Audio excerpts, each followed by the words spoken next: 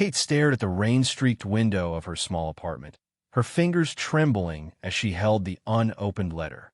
The familiar handwriting on the envelope made her stomach twist into knots. It had been 3 months since William had walked out of their shared life, leaving behind only broken promises and a silence that echoed louder than any argument they'd ever had. The letter had arrived that morning, mixed in with the usual bills and advertisements. Kate had almost thrown it away without opening it, but something stopped her. Maybe it was the way her name was written in William's careful script, or perhaps it was the desperate hope that still flickered in her chest despite everything that had happened. She remembered the day he left as clearly as if it were yesterday. They had been planning their wedding, discussing flowers and venues over morning coffee when suddenly William became distant. His responses grew shorter, his smiles forced, and his eyes held a sadness that he refused to explain. When Kate tried to ask what was wrong, he would simply shake his head and change the subject. The breaking point came on a Tuesday evening in September.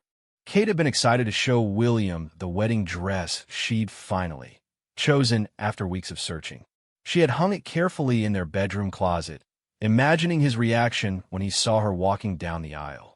But when she called out to him that evening, ready to reveal her surprise, she found only an empty apartment and a note on the kitchen counter. "I'm sorry, Kate. I can't do this anymore. Please don't try to find me. You deserve better than what I can give you right now." Those words had haunted her for months.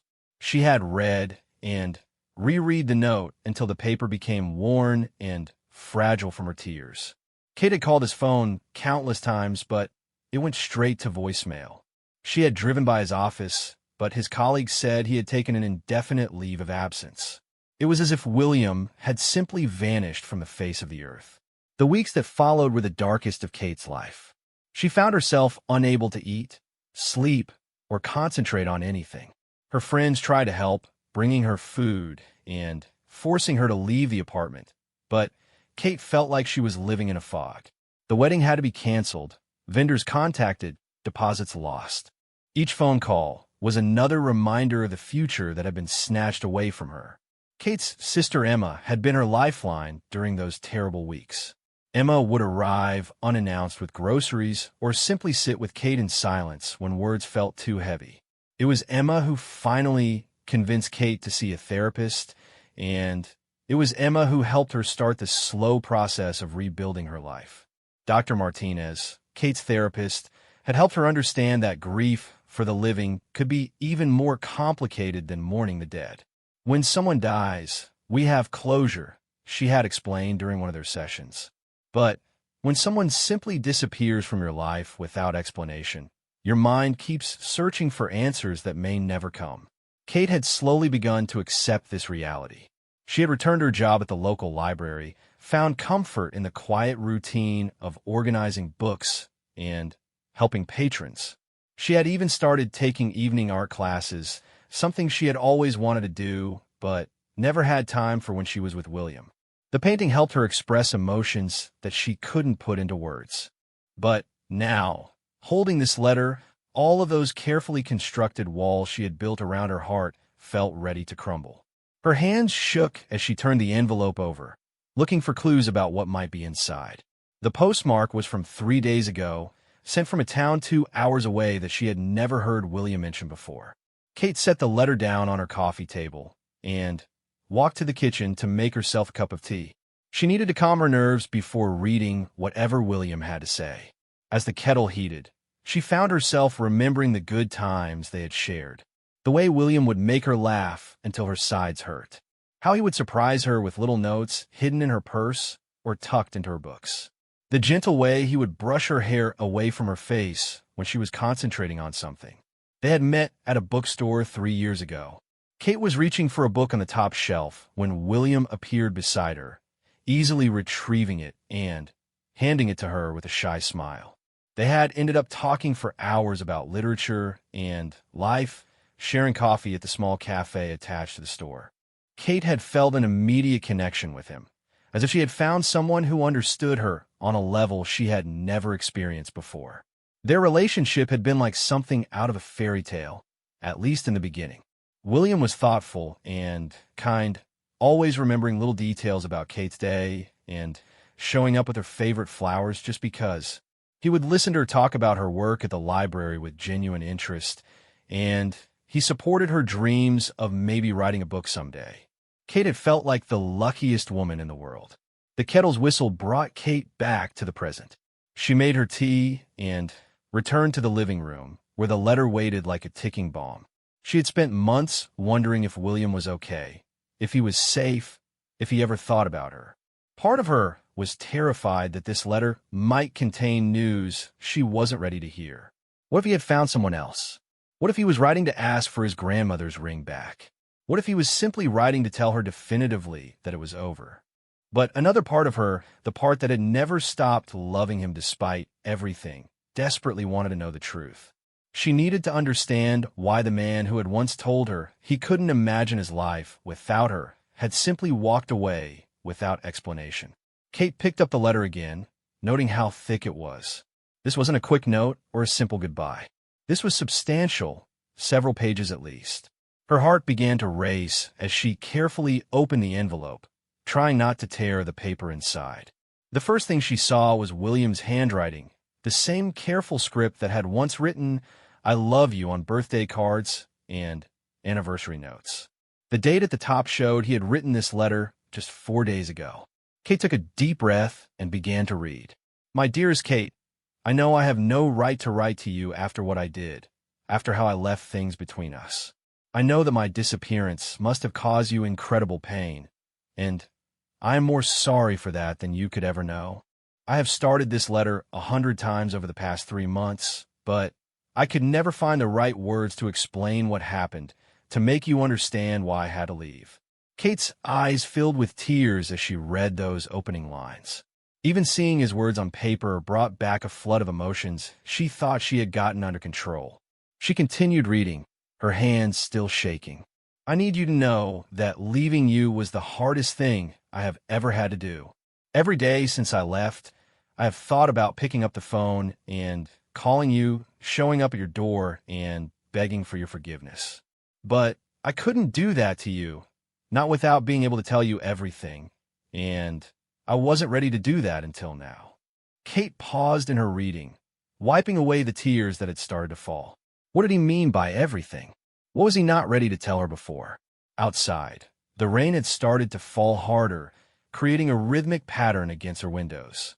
The sound reminded her of the night William had first told her he loved her. They had been caught in a sudden downpour while walking home from dinner, and they had taken shelter under a small bridge. As they waited for the rain to pass, William had turned to her and said those 3 words that had changed everything between them. Kate forced herself to continue reading the letter, even though every word felt like it was reopening old wounds. She needed to know what had driven the man she loved away from her, what secret had been so terrible that he couldn't share it with her even when they were planning to spend their lives together. The letter continued for several more pages, but Kate found herself having to stop frequently to compose herself. Reading William's words was like hearing his voice again after months of silence, and it was almost overwhelming. She could picture him writing this letter, probably sitting at some unknown kitchen table, struggling to find the right words just as she had struggled to understand his absence. As the afternoon wore on, Kate realized that this letter was going to change everything. Whatever William had to tell her, whatever truth he was finally ready to reveal, it was going to force her to confront feelings and memories she had been trying to bury for months. She wasn't sure she was ready for that, but she knew she had no choice. She had to know the truth, no matter how painful it might be. The letter in her hands felt heavier than paper should, weighted down with months of unanswered questions and unspoken truths. Kate knew that by the time she finished reading it, her carefully reconstructed life would probably be turned upside down once again. But she also knew that she couldn't move forward without understanding what had really happened between them.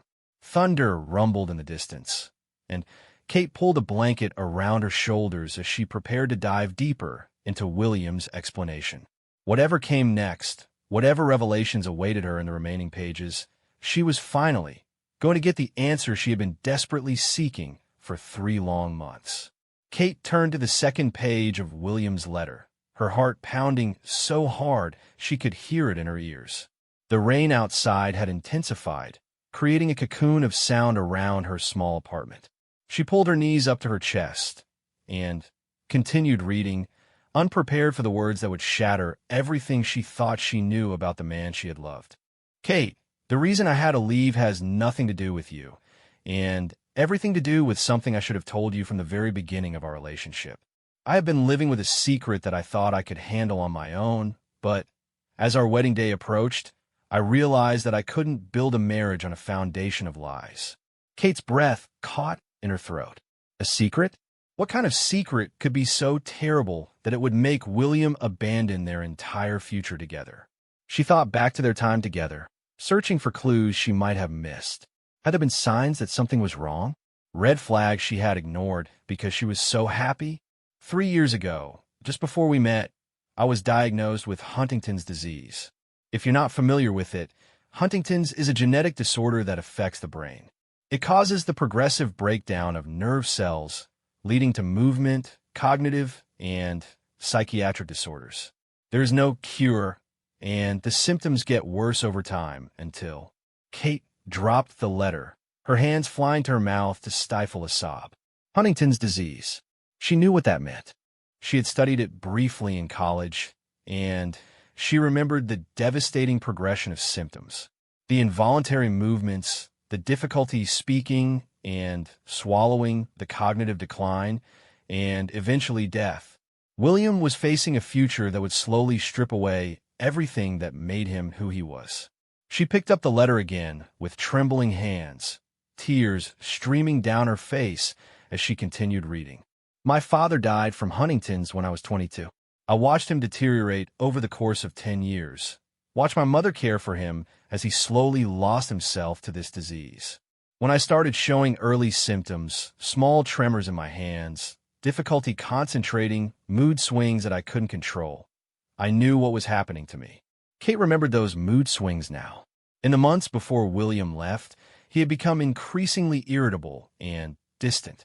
She had attributed it to wedding stress, never imagining that he was grappling with something so much more serious. She remembered the way he would sometimes stare at his hands during dinner, flexing his fingers as if testing them. She had asked him about it once, but he had laughed it off and changed the subject. I went to the doctor and had the genetic test done. The results confirmed what I already suspected. I carry the gene for Huntington's disease, and I will develop it. The doctor told me that I probably have 10 to 15 years before the symptoms become severe, maybe 20 if I'm lucky. But eventually, Kate, I will lose the ability to walk, to speak clearly, to take care of myself. I will become a burden to everyone I love. Kate's heart ached as she read those words. How could William think of himself as a burden? How could he not understand that she would want to face whatever came their way together? She thought about her grandmother, who had cared for her grandfather through his battle with Alzheimer's disease. Kate had watched their love endure, even as the disease took away pieces of the man her grandmother had married. Love wasn't just about the good times. It was about standing together through everything life threw at you. I know what you're thinking as you read this.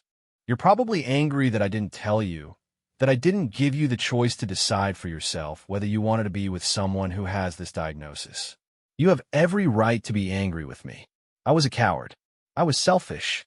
I fell in love with you, and I couldn't bear the thought of watching that love turn to pity or obligation. Kate set the letter down for a moment and walked to the window. The storm outside mirrored the tumult of emotions raging inside her chest.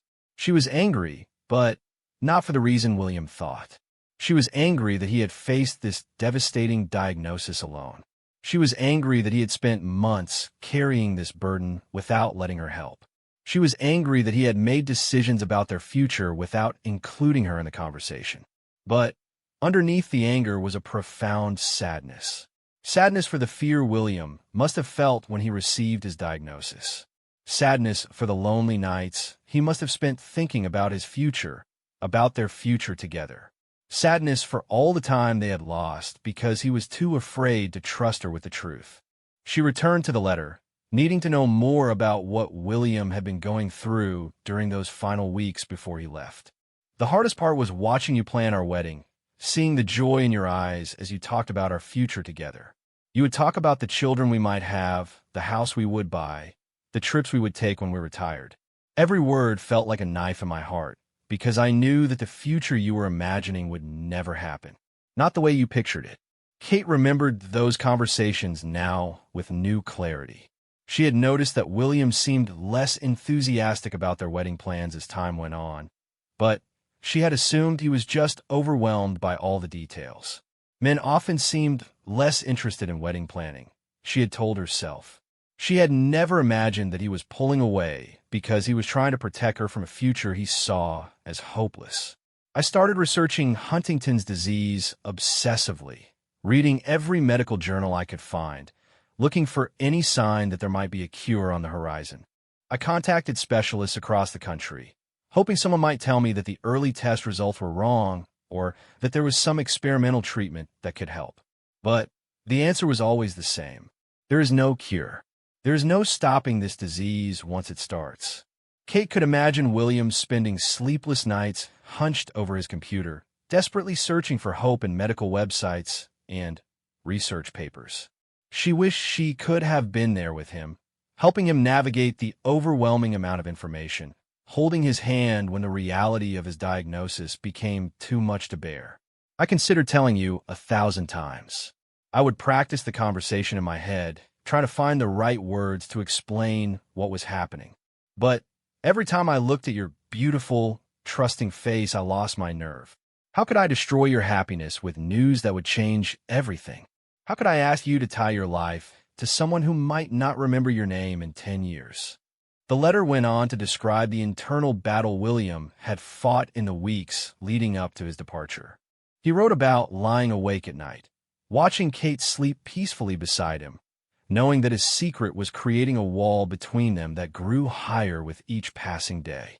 He described the guilt he felt every time Kate talked about their future, and the fear that consumed him whenever he thought about what his life would look like as the disease progressed. The night before I left, you were so excited about the wedding dress you had found. You kept hinting that you had a surprise for me, and I knew you wanted to show it to me. But I also knew that if I saw you in that dress, if I saw the vision of the bride you were going to be, I would never have the strength to do what I knew I had to do. Kate's heart broke all over again as she read those words. She remembered that evening so clearly. She had been practically bouncing with excitement, wanting to share her joy with the man she loved. She had gone to bed thinking that William seemed tired, planning to surprise him with the dress the next evening instead. She had never imagined that he was saying goodbye. I know that leaving the way I did was cruel. I know that you deserve an explanation, deserve to be part of the decision about our future. But I was terrified, Kate. I was terrified of watching you sacrifice your dreams for me. I was terrified of becoming a burden you felt obligated to carry. Most of all, I was terrified of forgetting you, of losing the memory of your laugh and your smile and the way you make everything better just by being there. Kate had to stop reading again as tears blurred her vision. She understood now why William had left, but it didn't make the pain any easier to bear. He had been trying to protect her, but in doing so, he had taken away her choice. He had decided what she could and couldn't handle without giving her the opportunity to prove him wrong. She thought about their relationship, about all the little moments that had made her fall in love with William. His kindness, his gentle humor, his ability to make her feel safe and cherished. Those qualities hadn't disappeared because of his diagnosis. The man she had fallen in love with was still there, still the same person who had made her believe in forever. The letter continued with William describing the months since he had left. He had moved to a small town where his aunt lived, someone who knew about his condition and could provide support as his symptoms progressed. He had found a job, a local bookstore, something that reminded him of the day he had met Kate. He had started seeing a counselor who specialized in helping people cope with terminal diagnoses, and He had joined a support group for people with Huntington's disease. Living without you has been the hardest thing I've ever done, Kate. Every day, I question whether I made the right choice.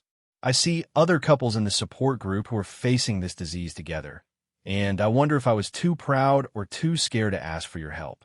I wonder if I robbed us both of precious time together by trying to protect you from something you might have been strong enough to handle. Kate's phone rang suddenly, startling her out of her focused reading. It was her sister Emma, probably checking in as she did every few days. Kate let it go to voicemail. She couldn't talk to anyone right now, couldn't explain what she was going through without finishing the letter first. The afternoon was growing late, and the storm outside showed no signs of letting up. Kate made herself another cup of tea and settled back down with the letter, knowing that whatever remained would likely hold the key to understanding why William was reaching out to her now, after 3 months of silence. The reason I'm writing to you now, Kate, is because I've realized that in trying to protect you from my disease, I may have caused you even more pain than if I had just been honest from the beginning. My counselor has helped me understand that love isn't about protecting people from hard truths. It's about facing those truths together and choosing to stand by each other no matter what comes. Kate felt a spark of hope ignite in her chest as she read those words. Was William finally ready to let her be part of this fight? Was he finally ready to trust her with the truth and let her decide for herself what she could handle? I don't know if you can ever forgive me for leaving the way I did, or if you would even want to see me again after everything that's happened. I don't know if you've moved on with your life, found someone who can give you the future you deserve without the complications that come with loving someone like me.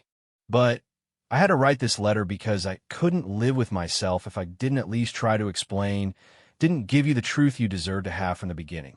As Kate reached the end of the second page, she realized that the most important part of the letter was still to come. William had explained his diagnosis and his reasons for leaving, but he hadn't yet revealed what he wanted from her now, what he hoped this letter would accomplish. The truth he had promised to reveal was still unfolding, and Kate wasn't sure she was prepared for whatever came next. Kate turned to the final pages of William's letter with hands that had steadied as her resolve strengthened. The storm outside was beginning to calm, and shafts of late afternoon sunlight were starting to break through the clouds. She felt as though she was emerging from her own storm as she prepared to read William's conclusion. Kate, what I'm about to tell you is the real reason I'm writing this letter now, after all these months of silence. Something has happened that changes everything, and you have a right to know the truth. Kate's pulse quickened. What could have happened that would change everything? Her mind raced through possibilities, each more concerning than the last. Had William's condition worsened? Had he found someone else? Had he made some irreversible decision about his future? 2 weeks ago, I received a phone call that turned my world upside down. It was from Dr. Harrison, the specialist who had conducted my genetic testing for Huntington's disease. He was calling to inform me that there had been an error in the laboratory that processed my test results. An error that had been discovered during a routine quality control review. Kate's breath caught in her throat. An error? What kind of error could there have been with genetic testing? She read the next lines with growing anticipation and disbelief. Kate, I don't have Huntington's disease. The lab had mixed up my results with another patient's. My genetic test was negative. I'm not going to develop the disease that killed my father.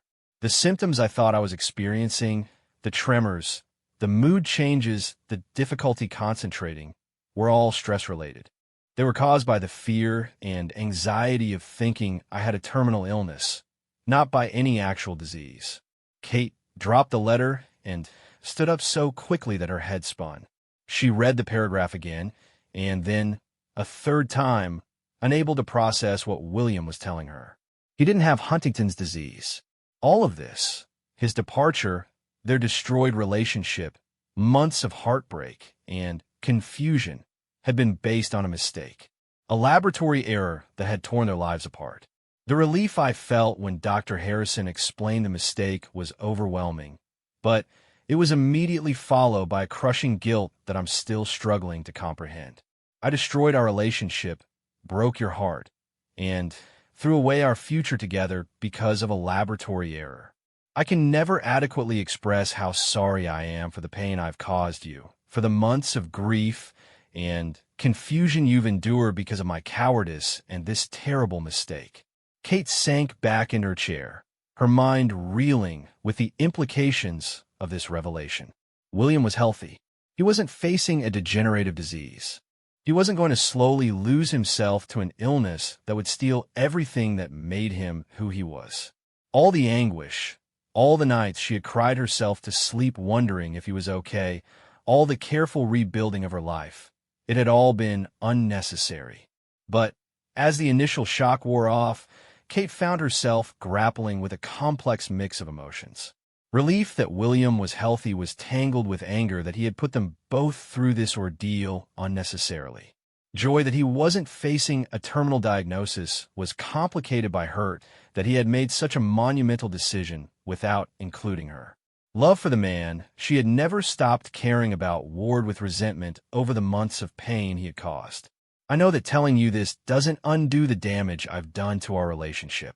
I know that finding out it was all based on a mistake might make my betrayal feel even worse, not better. I struggled for days with whether to tell you the truth or to let you move on with your life in peace. But I realized that keeping this from you would be just another lie, another way of making decisions for you instead of trusting you to decide for yourself." Kate appreciated his honesty, but she found herself questioning everything about their relationship. If William could abandon her so completely based on something he thought might happen in the future, what did that say about his commitment to her? If he couldn't trust her with the truth when he thought he was facing a terminal illness, how could she trust him with her heart again? "The specialist explained to me that the stress I was under from thinking I had Huntington's disease could easily have caused the physical and emotional symptoms I was experiencing. The mind is powerful, Kate, and when you believe you're facing something terrible, your body can manifest symptoms that feel completely real.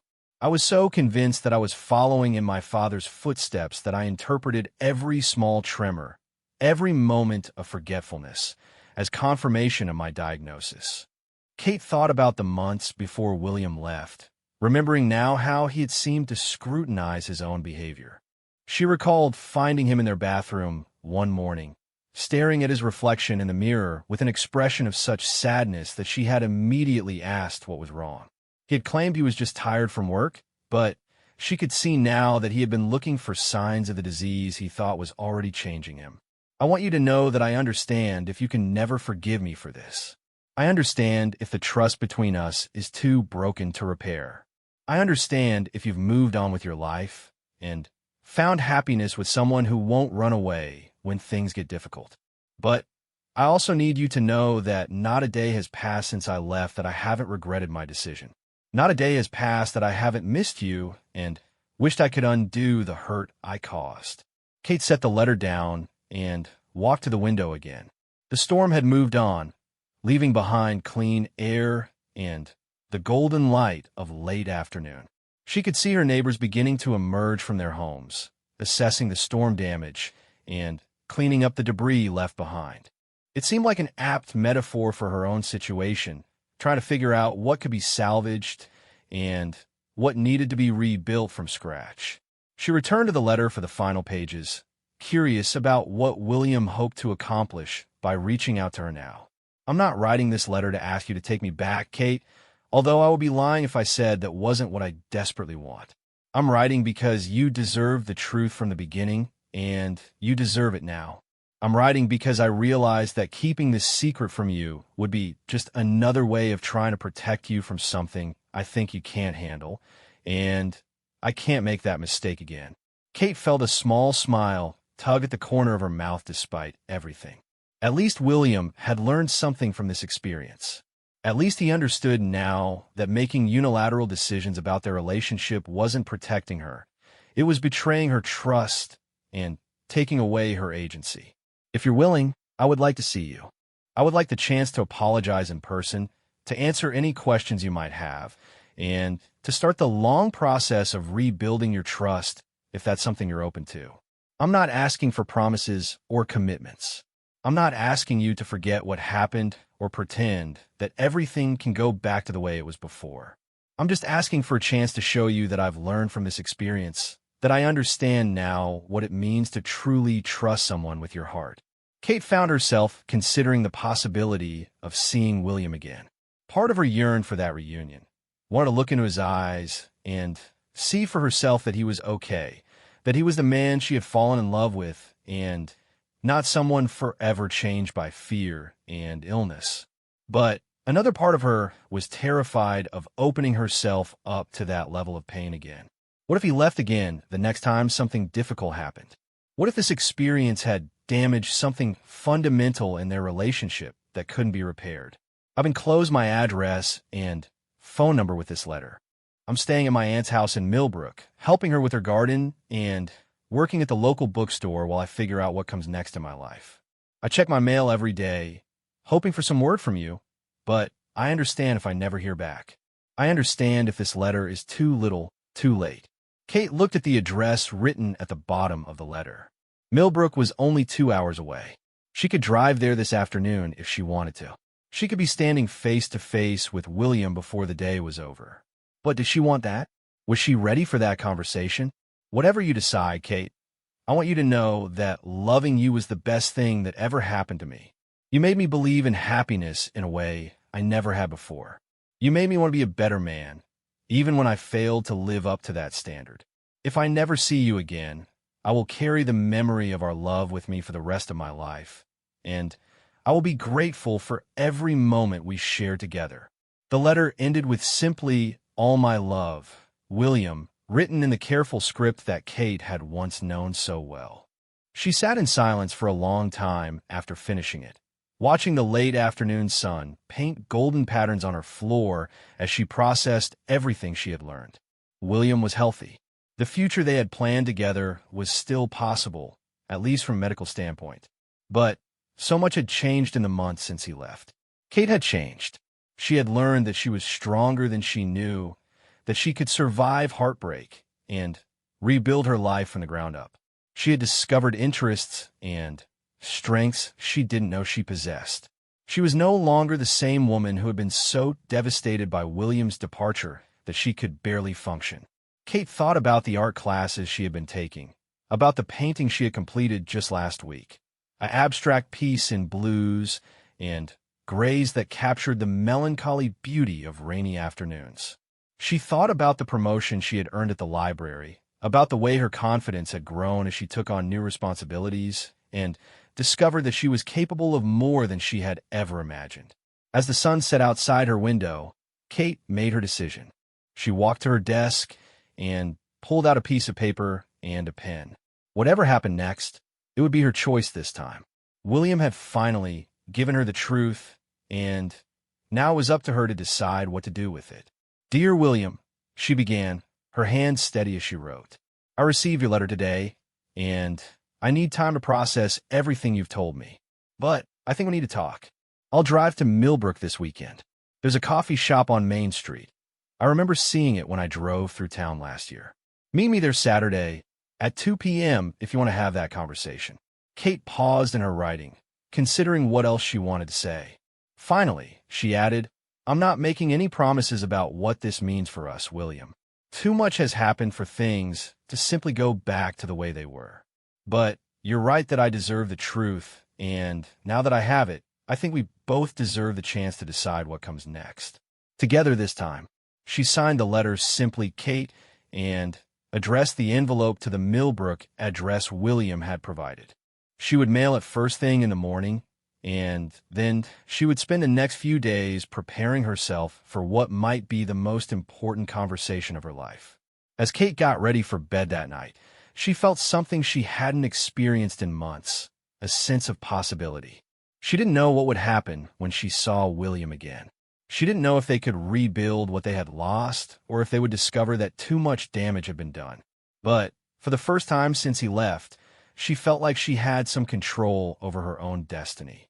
The truth had finally set them both free, free from the secrets and fears that had driven them apart, and free to choose their own path forward. Whatever that path turned out to be, Kate knew she would face it with her eyes wide open, armed with the knowledge that she was strong enough to handle whatever life might bring her way.